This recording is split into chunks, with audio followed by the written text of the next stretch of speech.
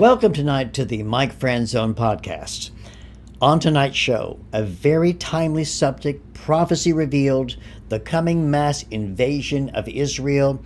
What's going on today in Israel now is not an accident. This very well could be the fulfillment of prophecy. I believe it's the harbinger of things to come. So tonight we're going to dig into Ezekiel 38 and Ezekiel 39. It's mind-blowing, but it's so accurate. Are you ready? Let's go.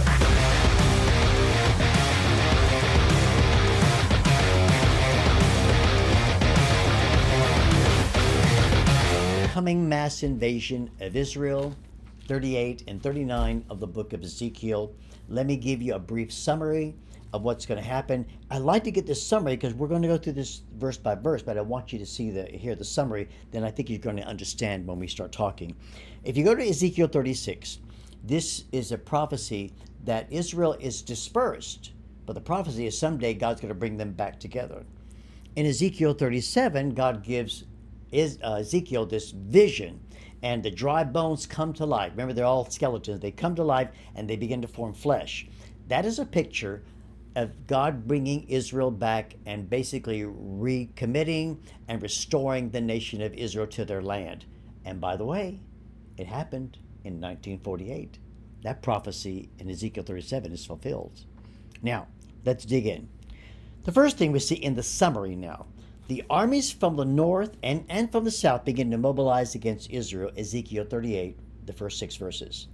But they're not the ancient enemies of Israel, because the ancient enemies already surround Israel, and that's going on right now. I believe that's the Psalm 83 war, and God destroys his ancient enemies. So these other nations come down from the north to come against Israel. Hang on to that.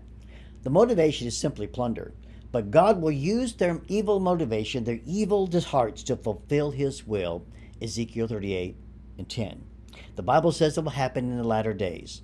Verse 8 of 38 is the latter days means the last days. So tells us right there, this is a future prophecy. Then it says they will come from every point of the compass, Ezekiel 38, 1 through 6. It's a massive army. You can look at that all through the book of Ezekiel. And then they will come against Israel when they have security.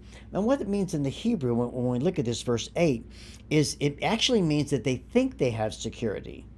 And they think everything's great. There's no walls up. We beat the enemy. They're in Psalm 83. Everything looks great. And we have peace finally.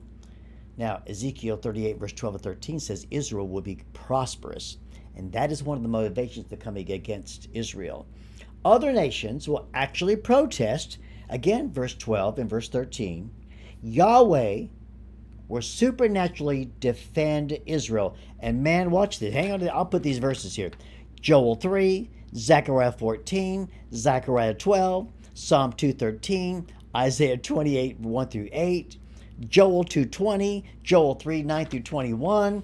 God is going to defend Israel. He will destroy the nations as well. All right? Are you ready? Let's dig in. And I'm just going to go verse by verse. And the first thing I would call this, my first major point, is the participants, verse 1 through 6. Now the word of the Lord came to me, saying, Son of man, set your face against Gog, against the land of Magog, the prince of Rosh, Meshech, and Tubal. Prophesy against them, and say, Thus says the Lord God, Behold, I'm against you, O Gog, prince of Rosh, Meshech, and Tubal.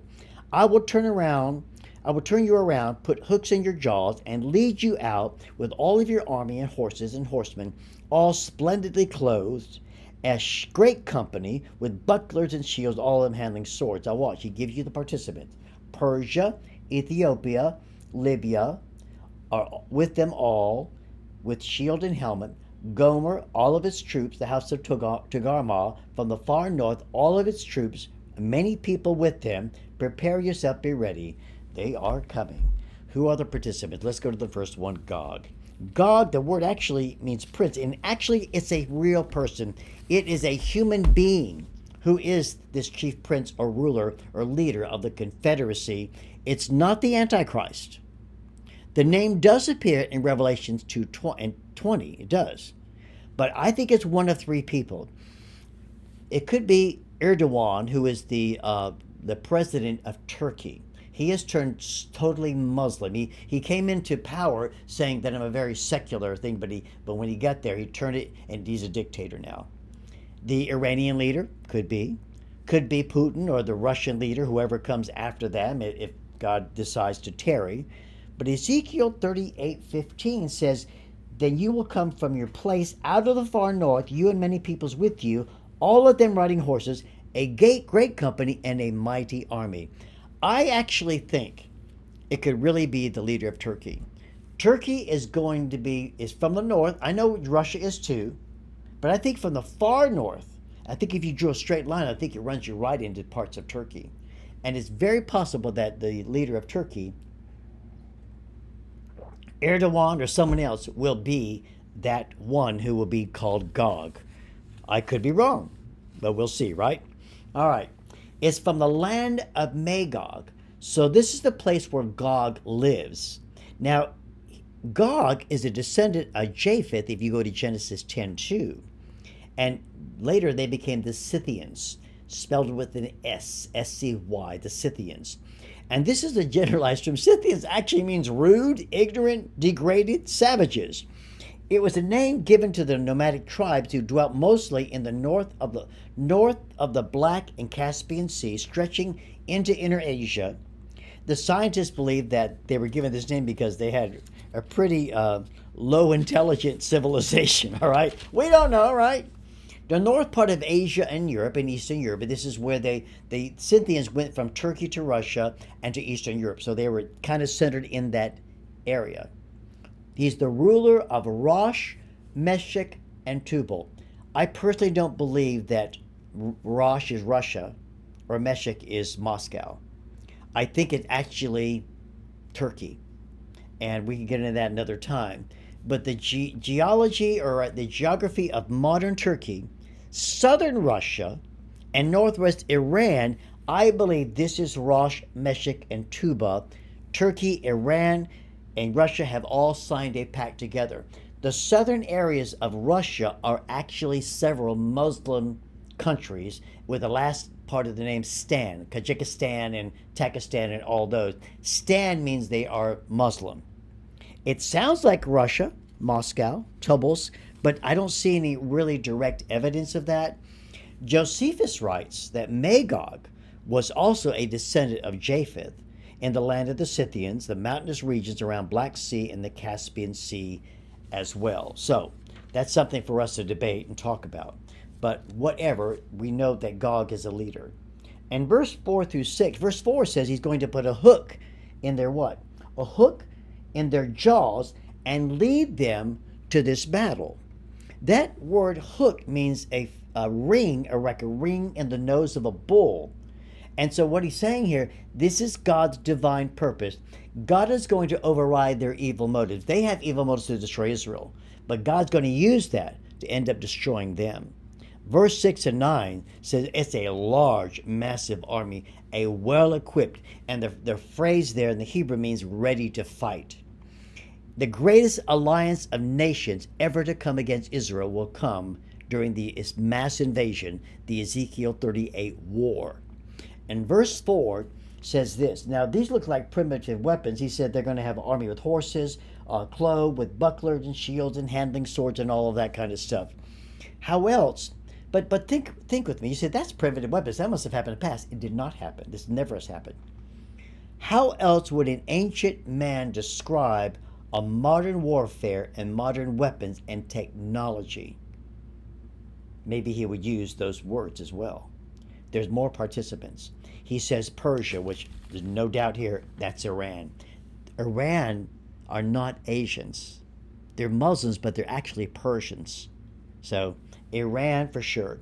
Ethiopia, and that particular word for Ethiopia means North Africa and more east, and it actually includes a great land mass, more than just Ethiopia.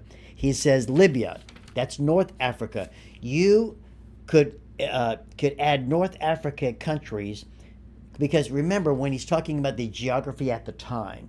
So you could actually put this, Libya was a great big part of land, Ethiopia was too. That would include today Sudan, Somalia, Algeria, Morocco, Tunisia, all Muslim. And then there's Gomer. Gomer is Cappadocia, which is modern Turkey. There's Togarmah. Togarmah is the house of because the house of Togarmah, which means Armenia, north of Iran. It even includes what we call the ancient Cimmerians, the Cimmerians, which have a little Germanic a group, the Indo-Europeans through Anatolia, which again is near Turkey. So what we see is Armenia, Turkey, parts of Iran, and even parts of Germany. We're looking at parts of Europe into Asia Minor. These are not Arab countries. These are predominantly Muslim countries, and they're after plunder, prosperity, booty, and they just hate Israel. But verse 7, this might blow you away. Verse 7, let me read it to you. Prepare yourself and be ready, you and your companies that are gathered about you, and be a guard for them. Now, you're not going to believe this, but when you look at the word guard, it means to prepare them. And we really look at the word, we look at the etymology of the word, it means to supply them. To supply them with military equipment. Gog is going to supply these countries with weapons. That's what it means. It means that Gog is going to supply them, prepare them, and get them ready to fight. It's in the military sense, which he's saying here. Let me say it again. Gog is going to supply the countries with weapons. And I see this over in my soul, friends. We can see this happening right now, even with Russia and Turkey and the weapons they've collected. They will supply these other nations with the weapons to come and defeat Israel. Those are the participants. And number 2, let's look at their preparation. Verse 7, 8, 9, and 10. Verse 8 actually says this. And after many days, latter times, you will be visited in the latter years. You will come into the land of those who brought back from the sword and gathered from many people on the mountains of Israel, which has long been desolate. They were brought out of the nations, and now all of them dwell safely. You will ascend, coming like a storm, covering the land like a cloud, you and all your troops, and many peoples with you. Thus says the Lord, on that day it shall come to pass that thoughts will arise in your mind, and you will make an evil plan. Hold on, folks. Verse 8 says many days, actually translated latter years. This is prophetic. This is in the future. Latter years means in the Megamin, Rabin, which means the indefinite periods of time a long way off. It's an eschatological indicator, this particular phrase in the Hebrew. This is a future thing.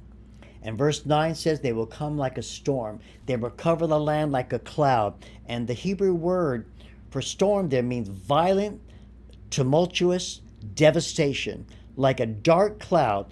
They will come, it'll be too much. The IDF, the Israeli Defense Force, cannot stop them because it's too many people, too many weapons. They're coming like violently and coming like a cloud. Israel has 200 plus to 400, we don't know exactly, 200 to 400 nuclear weapons. These are the estimates, okay?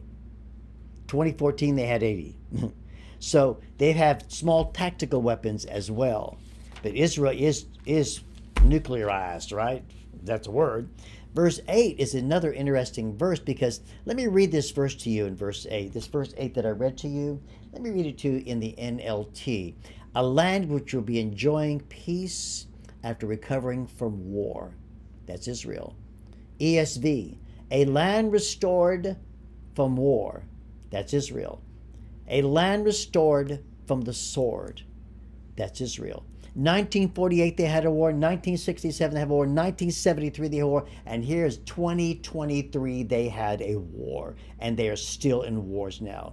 There's no peace right now with Israel. But he said, here's a land that will be restored from war. Here is a land that will enjoy peace after recovering from war. This is a future war. As long as the Arabs are their neighbors, there will be war. And that's why verse 11 makes so much sense. It says, you will say, I will go up against a land of unwalled villages. I will go to a peaceful people who dwell safely, all of them dwelling without walls and having neither bar nor gates. The Psalm 83 war, which is mentioned in Isaiah 17, and attacked by the neighboring Arab countries. They've gone through war. They destroyed Damascus and destroyed Damascus, Syria. Verse 10 said that God is going to initiate this other war later in verse 23. The world is getting a break. You will know God is real. 80% of the Jews are secularized. Many of them don't even go to synagogue. And God is going to get their attention. The first war, the IDF, God helps them, defeats. But the second war, God is going to intervene on his own to destroy these armies that are coming against them. We looked at the participants. We looked at all the people that are involved in it. We looked at the war itself. But verse 11 and 12 speaks of the peace. It's a pseudo peace. He says in verse 11, it's a land of unwalled villages. That's Israel, open region, a hamlet, no walls. Now, actually, we look in the Hebrew, the actual word means that they think they have peace.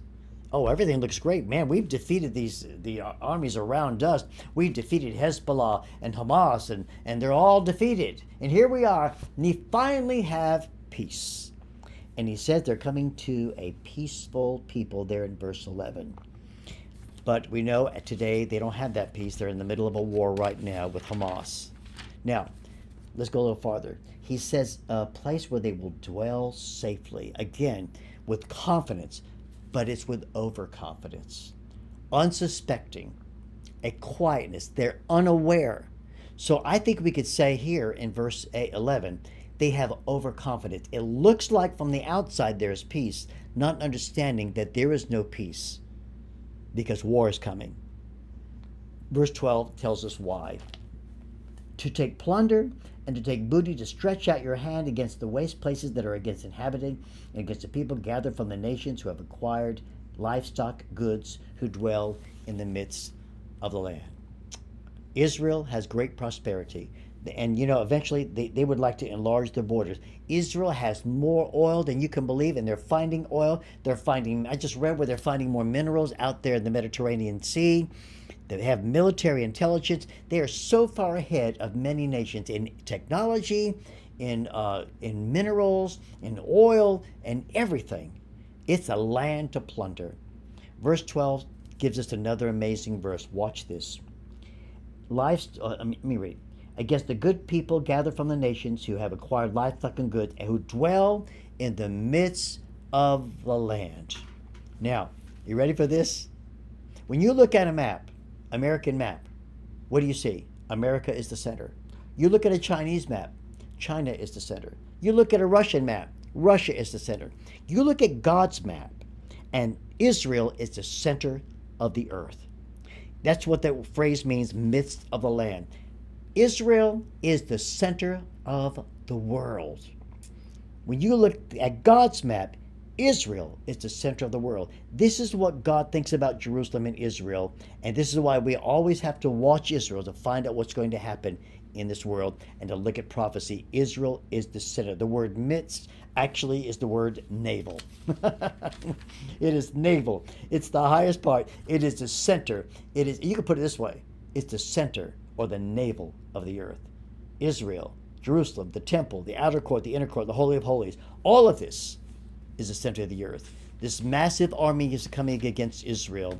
Israel thinks they're everything's cool. Realize that it's not. Look at number 4, the protesters, because there are going to be some protest. Oh, I can see them going to the United Nations, say, oh, we need help. And the United States, well, we're going to vote against that, right?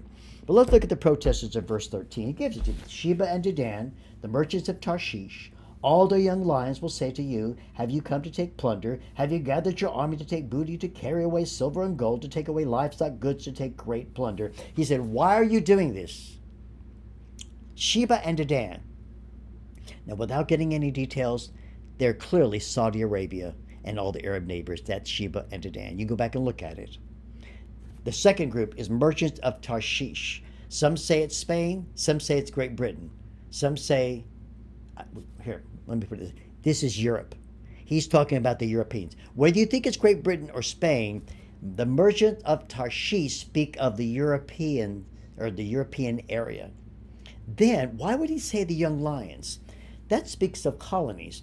What are the young lions? What are the colonies of Great Britain, of the UK? America and Australia. And I think I can make a case that these young lions actually speak of America and Australia. They are the colonies, the young lions. And the lion was Great Britain. The young lions are America and Australia. They will protest the war, but they will not intervene. Economies are hurting. Weak leadership. No help from Great Britain, Europe, and America. Right now in America, we've got weak leaders. And let me share with you folks, weak leaders are more dangerous than strong leaders. Or let me put it this way. Weak leaders are more dangerous than a leader that's blustering and all that, because weak leaders are insecure, but they have to be strong. That's why they kill a lot of people, i.e. Hitler, Mussolini, Mao, Stalin, all that bunch. And even today, people like Joe Biden, they are weak, and they're taking America down, and they could get us into World War III. We got to pray about that. Now, number 5, the prophecy, verse 14 through 17. And let me just give you he said they will come from the far north, which means the extreme north. Many peoples, massive invasion, latter days, future event, my land they will come against. That's Israel is God's possession. God said, this is my land. These are my possession. Nations may know. So the world is going to be put on notice, and uses that little phrase. Well, let me see if I can find this phrase in verse 14, 16, 17, because I want to read it to you, because I want you to kind of see what it means. You will come against, watch, at my people Israel like a cloud. It will be in the latter days. I will bring you against my land, so that the nations may know me. This God has a reason for doing this. And watch, when I am hallowed in you. That means that God is going to put his holiness and power on display in Gog. God thinks that he's going to win in Magog. All those nations will. But he said, no, I'm using you. I'm going to glorify myself in you, because I'm going to destroy you. We'll get into that later. And again, it's a prophesied event. This is a predicted event. Now, we got time? Let's go to verse 18 through 22, and let's look at the punishment. Verse 18 of Ezekiel 38. It will come to pass at the same time when God comes against the land of Israel, says the Lord, that my fury will show in my face. The word fury here is, ready for this? In the Hebrew, it's Shema, means heat, rage, burning anger, hot displeasure. God is very, very upset with these countries. And here's a word picture. An angry man inhaling and exhaling through his nose. A bull who is breathing out of his nose because he's so angry. God's patience has reached a limit. God's patience is exhausted. God says, I'm going to come against these nations because I've had it. Verse 19, what's the first thing God does? In my jealousy and the fire of my wrath, I've spoken. Surely in that day there'll be a great earthquake in the land of Israel. The word great is mega, a very mega earthquake. A major fault line runs underneath Israel through the Jordan River all the way to East Africa. And there, the Jordan River Valley, there's going to be an earthquake. And this is God. Well, the first thing that God does. Then the second thing in verse 20, he says what? So that the fish of the sea, the birds of the heavens, the beasts, the fields of all the earth, creeping things that creep on the earth, all men who are on the face of the earth shall shake at my presence. This will be felt all over the world. The mountains shall be thrown down, the steep places shall fall, every wall shall fall to the ground. And that could be a more local look. It doesn't have to be a look all over the world, but a more local look. And he says, I will call for a sword against Gog throughout all my mountains. The world will feel the power and the presence of God. And verse 21, man, let me read this to you, because you got to see this. Watch. I will call for a sword against Gog throughout all my mountains, says the Lord God. Every man's sword will be against his brother. I will bring him to judgment with pestilence and bloodshed. I will rain down on him, on his troops, and on many peoples who are with him, flooding rain, great hailstones, fire, and brimstones. Whoa! What does that mean? The earthquake will cause confusion. The armies will start killing each other. This is called the fog of war, And you know what? It could be jealousy as well. But we know when the fog of war happens, people kill each other. Verse 22, he uses another word, and this word is pestilence. That word means a plague. The word is a sense of something destructive that would destroy, some kind of disease, pestilence. And then he uses another word here in verse, here, pestilence. I will bring judgment with pestilence and bloodshed. I'll bring judgment with pestilence and bloodshed. Bloodshed means a bloody death. The word means spilt blood, homicide. I mean, this means that there's going to be a lot of destruction. There's going to be blood everywhere. Not the blood of Israel, but the blood of these nations. And then he says a flooding rain. Like flooding rain, and the rain will have what? Come on. Here it goes. You ready for this? Great hailstones, fire, and brimstone. What is going through your mind with this flooding rain, great hailstones, fire, and brimstone? The word means to overflow, to wash off. They're going to be overwhelmed with this torrential outpour, engulfed, hailstones of different weight, fire, burning, blazing, flashing, supernatural heat. That's what the word means. And brimstone. Right now, I'm thinking brimstone is sulfur and resin. It's a very flammable substance. This is exactly what happened to Sodom and Gomorrah. This is going to rain down on these nations. There's a mineral substance found in large quantities on the shores of the Dead Sea, and that's brimstone. A well-known simple mineral substance. It's crystalline, has easily melted, and is very, very flammable. When it burns, it emits a suffocating odor, and it's found in great abundance near volcanoes. This is the soil around Sodom and Gomorrah because Sodom and Gomorrah abounded with what we call sulfur and bitumen. Folks, I'm guessing here we're going to have a problem. I'm even thinking out loud, this could actually be a nuclear war. Who knows?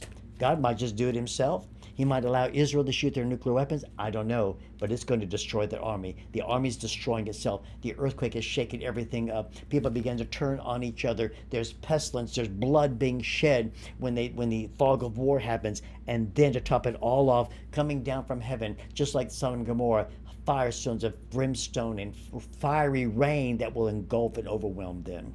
All right. Now, if you go to chapter 38:9, I'm not going to go into detail here.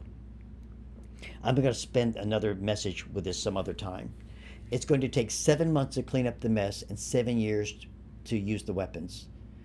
Armageddon? No. Armageddon takes place at the end of tribulation. This is not Armageddon. The second thing, the question is, when will this war take place? In the middle of tribulation? Nope. Too much is going on. Here's where it could take place.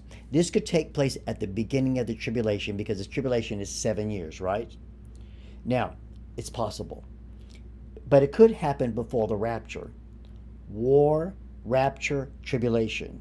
And the key, it will be Israel will be at peace and live in security. Israel will have prosperity. It'll be known all over the world, and there's going to be peace. Now, some people believe that maybe this is when the Antichrist signs this peace agreement with Israel, all right? And that sets it up, and this is the land of unwalled villages, but not necessarily, because it's a fake peace. Israel thinks because the enemies around Hamas and Hezbollah have been defeated, all right? Hey, we're great, man. Everything's great. Woo! No more problems. But that's a false peace. That's a pseudo peace. It's an overconfidence. It takes 7 months to decontaminate the land. It takes 7 years to use all the weapons and the technology that has been given, because there will be technology. That's what those weapons, he says it will take 7 years to burn the weapons. I actually believe that talks about technology, all right? And in Hebrew, it literally means that it was common to give an account, then report it for more emphasis when he talks about the prophecy against Gog. God is causing it and bringing judgment on these nations. And he says, I will give you to the birds of the beasts of the air. He says in chapter 39, verse 17 through 20. I'm going to put these verses under here. And you know, the last few years, did you know birds of prey have been gathering in Israel? Unusual. In 2017 article, there's 500 million birds have come to Israel. 2017, Israel vulture population has increased. And this God is getting ready for the sacrificial feast. All these unburied corpses that are all throughout Israel and the surrounding mountains. And God says, I'm going to send fire on Magog and those who live securely on the coastlines. This fire will spread. Here's where I think you could actually see a nuclear war in verse 5 and 6 of chapter 39 of Ezekiel. The word means blazing, burning, flashing, hot, sometimes used as a supernatural fire. This could very well be a nuclear explosion. It's possible that God intervenes against these nations that come against Israel, and Israel comes back, and these nations that went against Israel retaliates against those nations with their 200 to 400 nuclear weapons. This is what I think when we look at Ezekiel 39. Ezekiel 39 gives even more details, all right? It says they will make fire with them for 7 years. The NLT, ESV, NSAB, the Amplified Bible uses these weapons, and I think it means technology. Some kind of technology. Hey, remember when stupid Joe Biden left $80 billion worth of equipment, army equipment, to the Taliban? Remember that? This is very possible the same thing happens. When all these massive army comes against Israel, all that equipment is there in the valley of Haman Gog. That's the valley of the travelers. And what's going to happen, God is going to set up a mopping operation. A whole city will be set aside to cleanse the land, a mopping to physically decontaminate this land, all right? This is what God's going to do. And many bodies will still be on the ground, many bones that need to be tagged and buried. And in Israel, when someone dies, you got to bury them right away. Well, these dead bodies everywhere, God is going to cleanse the land. And I guess the end result of everything, you ready for this? God is going to glorify himself. So whether this happens before the rapture or it happens at the very beginning of the tribulation period, it's going to happen. And I think we're seeing the fulfillment right now. All these nations are coming together, and it's very possible. What we're seeing now is the harbinger of the Ezekiel 38 and 39 war. Thank you so much for watching tonight. Please like, please subscribe, and man, please share if you will. Good night, and God bless.